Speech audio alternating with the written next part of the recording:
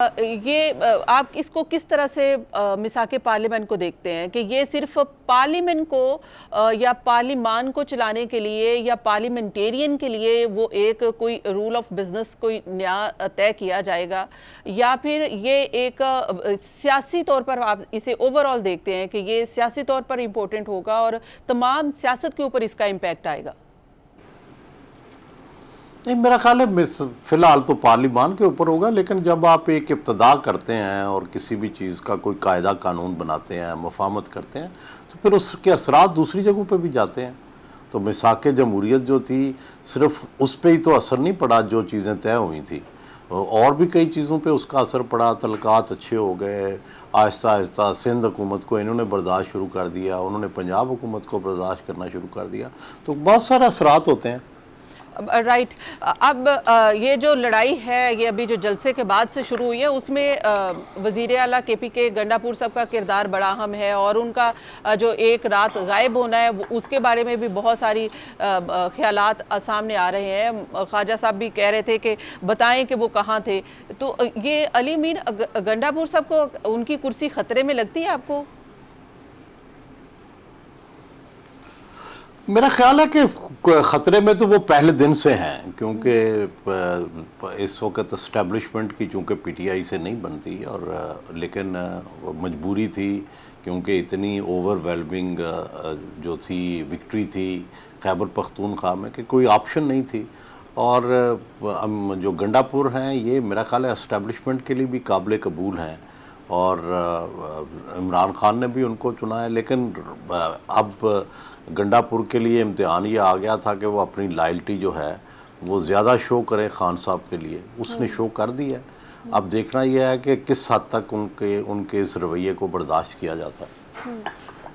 Right. तो अभी आपको आपको लगता है कि कुर्सी ख़तरे में है, अभी कुछ तब्दीली हो सकती है यहाँ पर, और किस किस्म की तब्दीली हो सकती है? अभी जैसे कि बिलावल साहब ने भी कहा कि ज़रूरत पड़ने पर गवर्नर राज लग सकता है अगर ज़रूरत पड़ी। इस सूरत में गवर्नर राज की सूरत में आप देखते हैं? नहीं, मेरा नहीं ख्याल अभी नहीं, मेरा ख्याल इतनी जल्दी नहीं होगा, अभी चलेगा ये मामला। यानी कि ये विद इन पार्टी आगे जाके हो सकता है।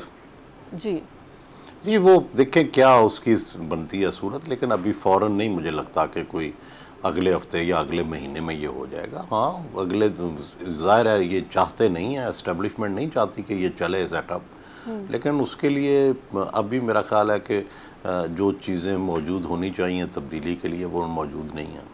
जी ठीक है। तो जो गायब रहे गंडापुर साहब, और उस सूरत में आप क्या समझते हैं कि वो कम से कम उनको इतनी समझ आ गई होगी कि वो जो पहले जिस तरह से टकराव कर रहे थे अब वो आइंदा टकराव की पॉलिसी नहीं अपनाएंगे?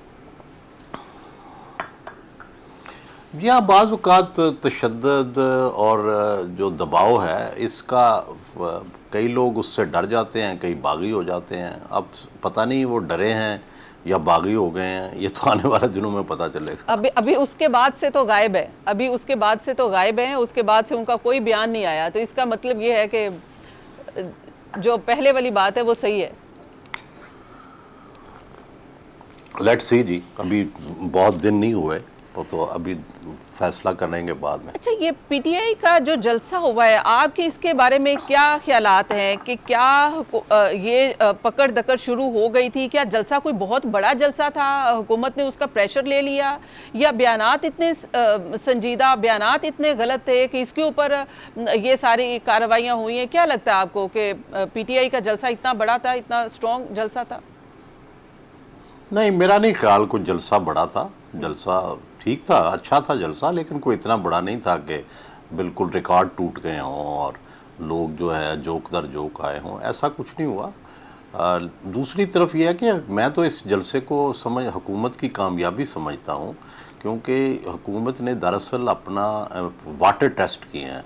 ये टेस्ट किया है कि भाई अगर PTI को जलसे करने की इजाज़त दी जाए तो क्या कर सकते हैं, तो वो उन्हें समझ आ गई कि कुछ नहीं कर सकते। लेकिन उसमें जो ज़ुबान जिस तरह लबर लहजा इख्तियार किया गया वो तो ज़ाहिर है किसी को नहीं पसंद आया, और अगर हुकूमत और इस्टेब्लिशमेंट के कुछ लोग मिल के उस दिन अगले दिन पार्लियामेंट पे हमला ना करते तो आज भी शायद उस जलसे को और उसकी ज़ुबान को कंडेम किया जा रहा होता।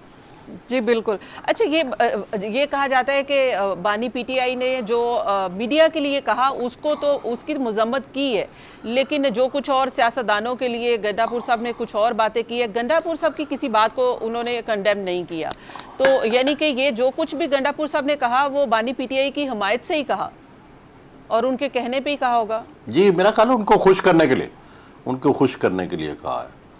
और ये काफी था उनको खुश करने के लिए। और इससे पहले एक जलसा मुलतवी हुआ था, उसके ऊपर आज भी पार्लियामेंट में ख्वाजा आसिफ साहब कह रहे हैं कि ये कैसे दरवाजे खुल गए, कैसे बानी पीटीआई ने तो एक मिनट में बात मान ली। ये क्या, किसने बात मानी है? मनवाई गई थी, मानी गई थी, क्या है इस बारे में?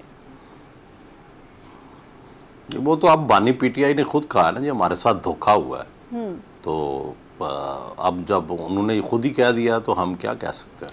नहीं, ख्वाजा आसिफ साहब जैसे कि कह रहे थे पार्लियामेंट में कि ये बड़ी ताबेदारी की बात की है कि फौरी तौर पर मान लिया जलसा मुलतवी करके, तो एक तरफ तो उनसे फेवर ली जा रही है और एक तरफ फेवर दी जा रही है, यानी कि मुज़ाकरात हो रहे थे तो ये मामला तय हुए थे। बिलवास्ता मुज़ाकरात थे, कोई बराह रास्त मुज़ाकरात नहीं थे। मिस्रीज आ रहे थे, दरमियान में लोग पैगाम रसान थे, वो आ रहे थे जा रहे थे, वो तो हर वक्त जारी रहती है। हमारी सोसाइटी में पैगाम रसानी तो कभी भी बंद नहीं होती। आपकी लड़ाई भी हुई हो तो लोग इधर की बात उधर ले जाते हैं, उधर की इधर ले आते हैं। ये तो हमारे यहाँ सिलसिला चलता रहता है।